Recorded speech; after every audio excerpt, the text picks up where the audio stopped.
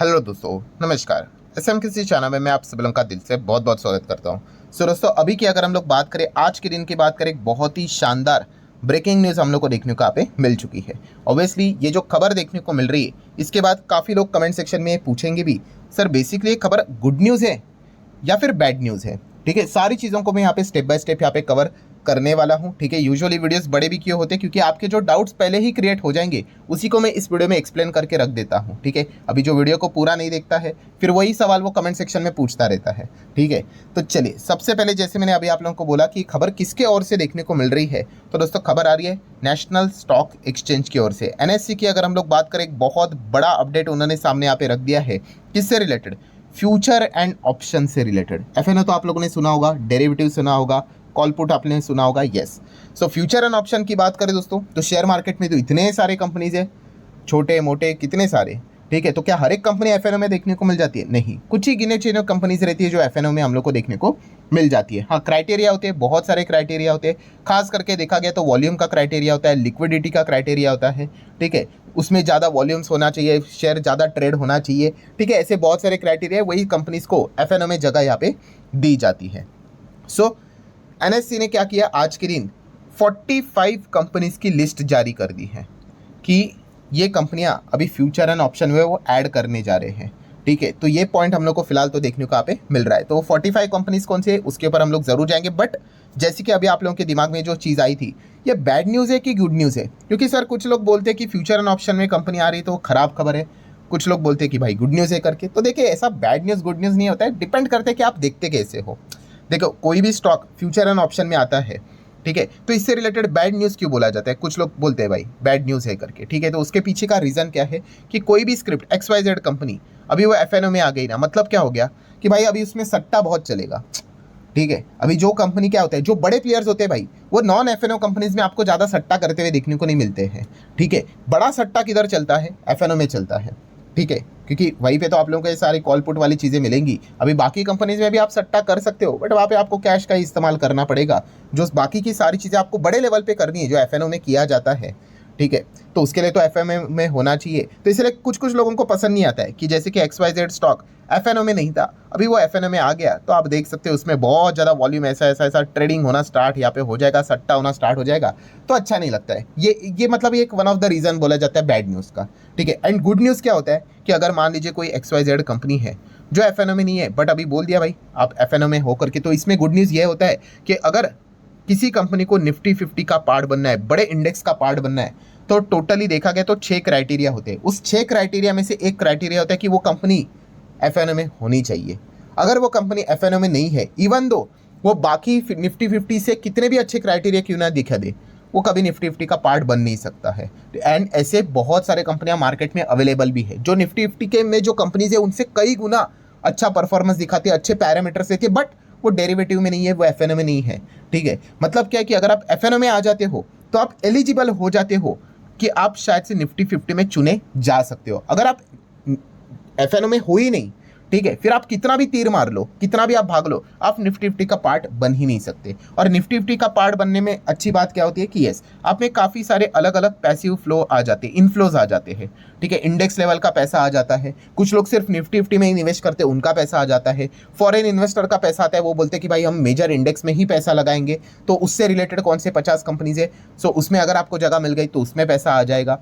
तो ये एक इनफ्लो वाला कैरेक्टर हम लोग को देखने को मिल जाता है। ठीक है, इसीलिए उसको गुड न्यूज़ भी बोला जाता है। सो जैसे कि आप लोगों को न्यूज़ समझ में आई होगी कि यस, एनएससी ने यहाँ पे क्या कर लिया है कि 45 कंपनी की लिस्ट यहाँ पे जारी की है, जो कि फ्यूचर एंड ऑप्शंस में उन्होंने ऐड की है। तो चलिए, ये कंपनी एफएनओ में नहीं थी, अभी देख लेते हैं ये एफएनओ में ऐड यहाँ पे हो चुके हैं। सो भविष्य में हम जरूर यहाँ पे कह सकते हैं कि अगर निफ्टी 50 का जो रीबैलेंसिंग होता है साल में 2 बार होता है।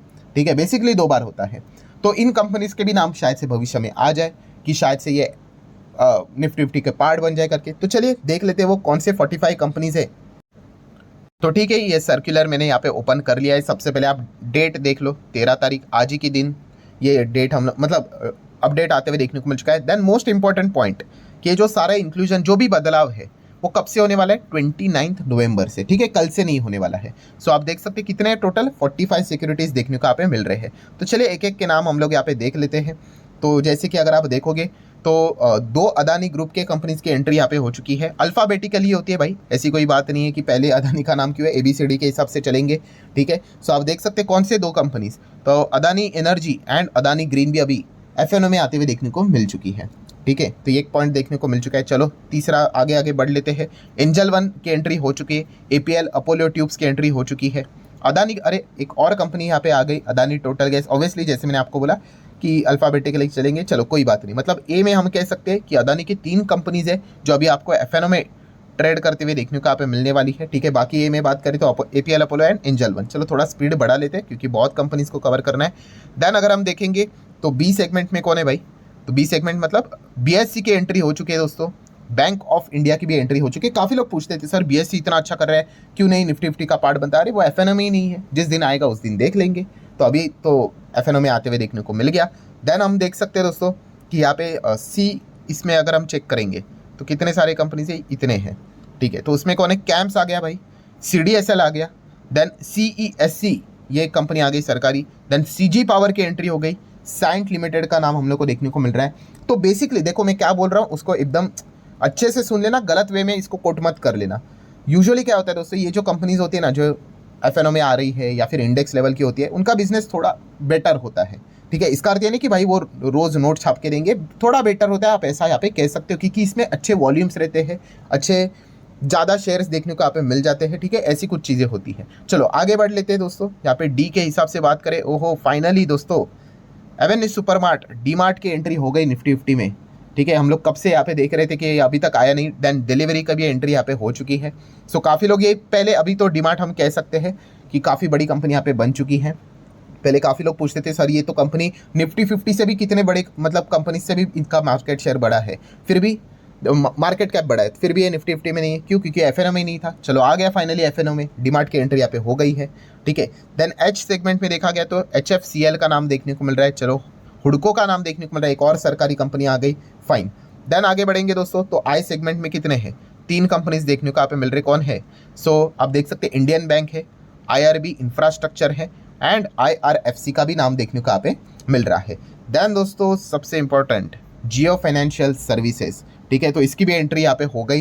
ये बात बोली गई थी कि JFS यहाँ पे जैसे ही FNO में आ जाएगा ये बहुत ही स्ट्रॉन्ग दावेदार रहेगा निफ्टी 50 का, स्ट्रॉन्ग दावेदार, ठीक है। कोई गारंटी नहीं होती है, जस्ट आपको अनुमान बता रहा हूँ। डीमार्ट भी एक स्ट्रॉन्ग दावेदार यहाँ पे रहने वाला है, ठीक है। तो अगले रीबैलेंसिंग में अभी हम कह सकते हैं जो 45 लिस्ट यहाँ पे जारी की NSE ने, पूरा मतलब खेल यहाँ पे पलट के रखा हुआ है। देन अगर हम लोग बात करेंगे जे सेगमेंट में, जिंदाल स्टील, स्टेनलेस स्टील की अगर हम लोग बात करें तो वो आ चुके हैं। JSW एनर्जी जैसी ज़बरदस्त कंपनी FNO में आ गई भाई।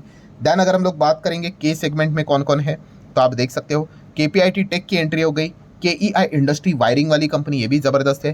देन कल्याण ज्वेलर्स का भी एंट्री हो चुका है FNO सेगमेंट में, तो ये भी एक पॉइंट देखने को यहाँ पे मिल चुका है।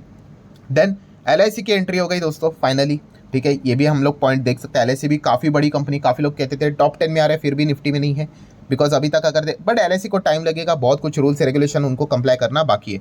लोधाक बिल्डर्स की एंट्री हो चुकी है, मैक्रोटेक डेवलपर्स की। देन मैक्स हेल्थ केयर की अगर हम लोग बात करें, हॉस्पिटल वाली कंपनी, बहुत बढ़िया बिजनेस है इनका। NCC की एंट्री हो गई, NHPC की एंट्री हो चुकी है। नाइका की अगर हम लोग बात करें तो ये भी कंपनी अभी हम लोग को FNO में ट्रेड करते हुए देखने को मिलने वाली है 29 तारीख के बाद। देन OIL ऑयल बोले तो ऑयल इंडिया लिमिटेड का नाम है। पेटीएम की एंट्री यहाँ पे हो चुकी है दोस्तों। पॉलिसी बाजार PB फिनटेक की बात करेंगे तो ये भी यहाँ पे आ चुका है। देन पुनावाला फिनकॉप भी अभी आप लोगों को FNO में देखने को मिल जाएगा। रियल एस्टेट वाली कंपनी प्रेस्टीज की बात कर ले, SGVN भी सरकारी एक और कंपनी है। सोना कॉमस्टार की बात कर ले, ये भी हो चुका है इसमें शामिल। देन सुप्रीम इंडस्ट्रीज़ की बात करेंगे, पाइप सेगमेंट में नंबर 1 कंपनी है फिलहाल तो मार्केट कैप के हिसाब से, आप सभी लोगों को पता ही है, तो ये भी आ चुका है। टाटा लेक्सी की बात कर ले, IT वाली कंपनी भी शामिल हो चुकी है। मुरुगप्पा ग्रुप के एक और कंपनी ट्यूब इन्वेस्टमेंट, ये भी शामिल यहाँ पे हो चुके हैं 45 के लिस्ट में।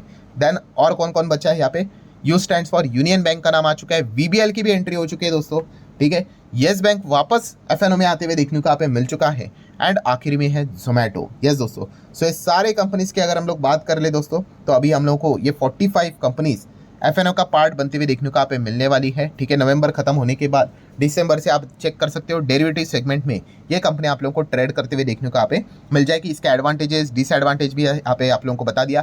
देन एक और चीज़ है जो कि आप एडवांटेज पकड़ लो या फिर डिसएडवांटेज पकड़ लो, जो भी कंपनी फ्यूचर एंड ऑप्शन में आ जाती है ठीक है, उसके ऊपर कितना भी मतलब अपर सर्किट नहीं होता है और कितना भी लोअर सर्किट नहीं होता है, मतलब वो एक कंपनी चाहे तो एक एक दिन में 40-50% भी भाग सकती है, और अगर क्रैश होना है तो लोअर सर्किट कितना होता है, 5% का होता है, 10 का होता है, 20 का होता है, 40-50% भी गिर सकता है। एफएनओ वाली कंपनीज में लोअर सर्किट अपर सर्किट का काम नहीं होता, वो एक टेम्पररी टाइम के लिए जरूर लगता है, फिर वापस उसको रीओपन किया जाता है, ठीक है।